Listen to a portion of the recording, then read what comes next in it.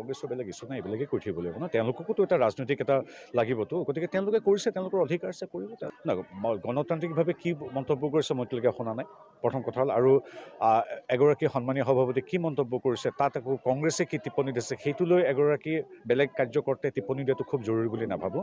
গতিকে আমি নিজৰ সভাপতিৰ লগত থাকিম, যদিহে কোনোবাই পবিত্ৰ মাৰ্ঘেৰিটাই যদি কিবা ভুল কৰে, ন্যায়পালিকা আছে, কাৰ্যপালিকা আছে, তেওঁলোকে ব্যৱস্থা ল'ব। গতিকে কংগ্ৰেছৰ মানে হেডলাইন হাণ্টিং এই এক্টিভিটিবিলাকত আমি ৰেক কৰাটো খুব ভাল নহয়। ৰাহুল গান্ধীটো দেশৰ তেওঁ নিজৰ জন্মভূমিৰ কথা বাহিৰত গৈ বেয়াকৈ কোৱা মানুহজনৰ কথা কি পাতিম আৰু, এইবিলাক বহুত ডাঙৰ মানুহ, ৰাজপুত্ৰ, তেওঁলোকৰ লগত আমি সাধাৰণ ইয়াত আমাৰ তিয়ক, শিৱসাগৰ, যোৰহাট, আমগুৰি এইবিলাক কথা পাতে, তিতাবৰ কথা পতাই ভাল।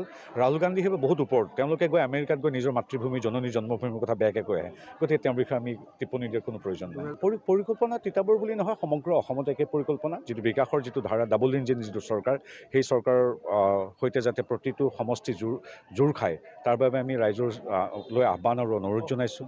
আজি সকলোৱে জানে যে কেন্দ্ৰত এতিয়া আহিলে নৰেন্দ্ৰ মোদী চৰকাৰ, 93খন আসনত ইতিমধ্যে আমি লিড লৈ প্ৰতিষ্ঠা কৰিলোঁ, প্ৰতিপন্ন কৰিলোঁ। সমগ্ৰ বিৰোধী একত্ৰিত হ'লেও হিমন্ত বিশ্ব শৰ্মা নেতৃত্বাধীন চৰকাৰৰ বিৰুদ্ধে একো কৰিব নোৱাৰিলে। বিৰোধী ইমান, এইটো হ'ল সমন্বিত সৰ্বশ্ৰেষ্ঠ শক্তি, সমস্ত শক্তি, ৰাইজৰ দল, জাতীয় পৰিষদ, অজিত ভূঞা, কংগ্ৰেছ, এই সকলোবিলাক একলগ হৈও 30ৰ তেওঁলোক ইফালে 3 পাৰ হ'ব নোৱাৰিলে, লোকসভাত 3 পাৰ হ'ব নোৱাৰিলে, বিধানসভাত 30 পাৰ হ'ব নোৱাৰিলে। তাৰপিছত আৰু কথা পাতি লাভ নাই। এতিয়া ৰাইজৰে আমাক দায়িত্ব দিছে, আমাৰ ওপৰত আস্থা আৰু বিশ্বাস প্ৰকাশ কৰিছে, ডক্টৰ হিমন্ত বিশ্ব শৰ্মাৰ ওপৰত বিশ্বাস প্ৰকাশ কৰিছে, মোদীজীৰ ওপৰত বিশ্বাস কৰিছে। গতিকে আমি এতিয়া 93 সংখ্যাটো কেনেকৈ বৃদ্ধি কৰি 100লৈ নিব পাৰোঁ বা 94 কৰিব পাৰোঁ, সেইটো আমাৰ চেষ্টা। তাৰ বাবে ৰাইজৰ আশীষ ল'বলৈ আমি এইদৰে সমষ্টি গৈ আছোঁ। পুনৰবাৰ বিগত সময়ৰ অভিলেখ ভংগ কৰি দিয়াৰ বাবে আমি উজনি অসমৰ ৰাইজকো সমগ্ৰ অসমৰ দৰে আন্তৰিক শ্ৰদ্ধা সহকাৰে ধন্যবাদ জনাইছোঁ। সদস্যতা অভিযানত মই অংশগ্ৰহণ কৰিছোঁ।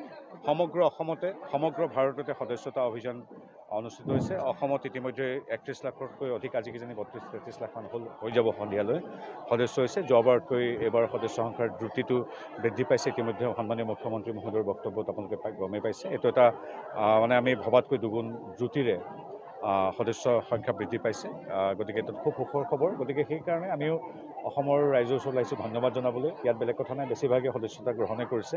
সকলোকে দুটা কথাত ধন্যবাদ জনাইছোঁ। প্ৰথম কথা হ'ল, বিগত সময়ত লোকসভা নিৰ্বাচনত 126খন আসনৰ ভিতৰত আমি 93খন আসনত আগবাঢ়িছোঁ, আৰু সেই যিটো লিড সেইটো 78,000 পৰ্যন্ত হৈছে। গতিকে এই সময়ত আমি প্ৰতিখন সভাত সদস্যতা অংশগ্ৰহণ কৰাৰ লগতে অসমবাসী ৰাইজৰ শ্ৰীচৰণত সেৱা জনাই কৃতজ্ঞতা জ্ঞাপন কৰিছোঁ। কাৰণ বিগত নিৰ্বাচনত সমস্ত বিৰোধী একত্ৰিত হোৱাৰ পিছতো তেওঁলোক 30খন আসনত সীমিত হৈ থাকিল বিধানসভাত, আৰু লোকসভাত তেওঁলোক 3খন আসনত সীমিত হৈ থাকিল। তাৰ বিপৰীতে বিজেপি তথা মিত্ৰজোঁটে বিগত কেইবাটাও দশকৰ ভিতৰত সৰ্বশ্ৰেষ্ঠ ৰিজাল্ট, যিটো 14খনৰ ভিতৰত 11খন আসন নৰেন্দ্ৰ মোদী দেৱ আৰু হিমন্ত বিশ্ব শৰ্মাৰ নেতৃত্বত আমি লাভ কৰিলোঁ।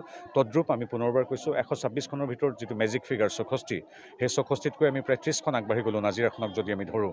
গতিকে সেইটো এটা অদ্ভুত, এটা আমি ভবাতকৈ মানে বেছি ব্যৱধানত আমি বহুত জিকিছোঁ। গতিকে অসমবাসীক আমি কৃতজ্ঞতা জনোৱাৰ সময়, সদস্যতা পৰ্বৰ লগে লগে আমি অসমবাসী ৰাইজক ধন্যবাদ জনাই গৈছোঁ, আমি এই বিপুল বিজয় বিধানসভাৰ ছেগমেণ্ট আৰু লোকসভাত লাভ কৰাৰ বাবে।